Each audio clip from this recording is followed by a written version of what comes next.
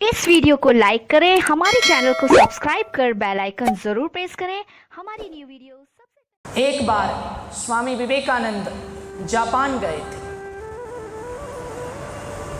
Japan उगते हुए सूर्य का देश कहा जाता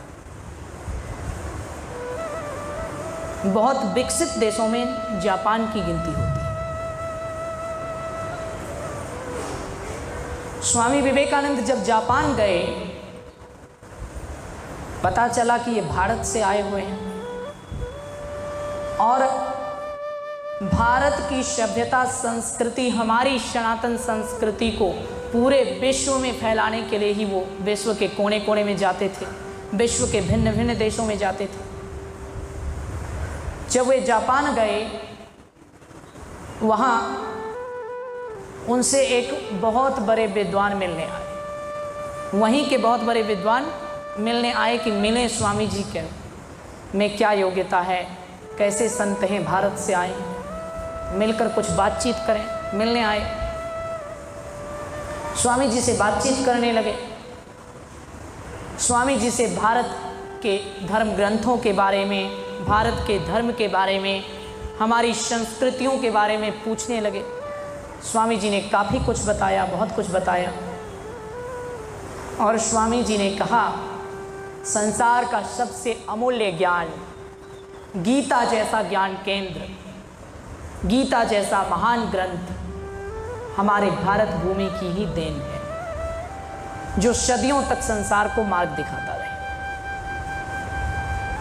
इस पर उस सज्जन ने कहा, उस सज्जन ने तनिक व्यंग्यात्मक भाव से कहा, व्यंग करते हुए कहा, आप कहते हैं संसार का सबसे महान ग्रंथ गीता आपके देश की देन है।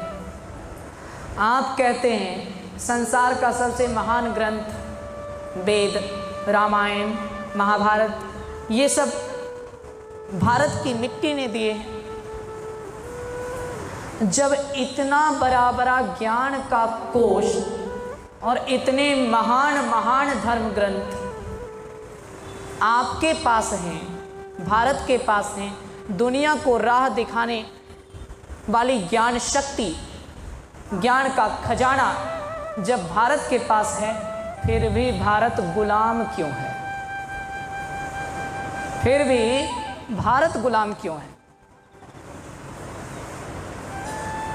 जब आपकी संस्कृति इतनी महान है, आपका धर्म इतना महान है, आपके धर्म ग्रंथ इतने आदरणीय हैं, आपके पास ज्ञान का कोश भरा हुआ है, तो फिर आपका देश गुलाम क्यों है?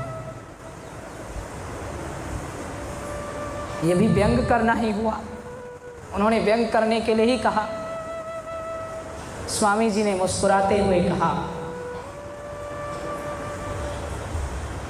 संसार का सबसे घातक बंदूक या संसार का सबसे घातक तोप या संसार का सबसे घातक अस्त्र किसी के पास हो, कोई उसका मालिक हो, तो भी यदि उस संसार के सबसे घातक अस्त्र का स्वामी, यदि उस संसार के सबसे घातक बंदूक या तोप का स्वामी उसे चलाने की विधि ना जानता हो, तो अपनी आत्मरक्षा नहीं कर सकता। जिस प्रकार संसार के सबसे घातक अस्त्रों का मालिक भी यदि उस अस्त्र को स्वयं चलाना ना जानता हो तो अपनी रक्षा नहीं कर सकता, उसी प्रकार संसार के सबसे महत्वपूर्ण ज्ञान के हम स्वयं स्वामी हैं, लेकिन हमारे देशवासी इसका सही प्रकार से प्रयोग करना नहीं जानते हैं, इसे सही प्रकार से अपने जीवन में उतार नहीं पाते, इसलिए ये दुर्दशा हुई। जिस दिन हम स्वयं इसका सब सही प्रयोग करना सीख जाएंगे, उस दिन हमें गुलामी के जंजीरों में जकड़ने की और किसी के आगे हाथ फैलाने की कोई आवश्यकता नहीं पड़ेगी।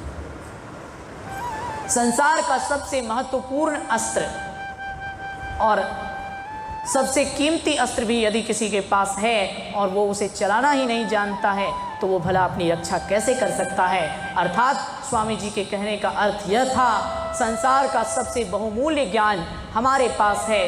वेद जैसा महान ग्रंथ भारत का गौरव है, गीता जैसा ज्ञान भारत का गौरव है, रामायण और महाभारत जैसे महान ग्रंथ हमारी मिट्टी से उपजे हैं। परंतु संसार के सबसे महानतम ज्ञान को धारण करने वाले हम फिर से विश्व गुरु तब तक नहीं बन सकते जब तक कि उसे उपयोग करने की सही विधि संत सद्गुरु से ना मिल जाए।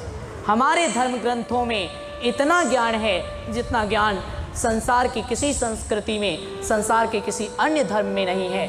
परंतु फिर भी हमारी दुर्दशा ये है कि हम संसार का सबसे महत्वपूर्ण हथियार हमारे पास है, लेकिन हम चलाना ही नहीं जानते।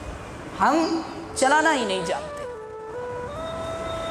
चलाना जानेंगे तब तो उसका उपयोग कर पाएंगे। संसार का सबसे महानतम ज्ञान हमारी मिट्टी में भरा हुआ है, लेकिन उस ज्ञान को कैसे ग्रहण करना है, उस ज्ञान से अपने जीवन को माला माल किस प्रकार करना है, उस ज्ञान से अपने जीवन में उन्नति प्रगति किस प्रकार करनी है, उस ज्ञान से अपनी मुक्ति का मार्ग किस प्रकार खोलना है, वो केवल किताबों में पढ़ने से हमें नहीं जानकारी मिलेगी।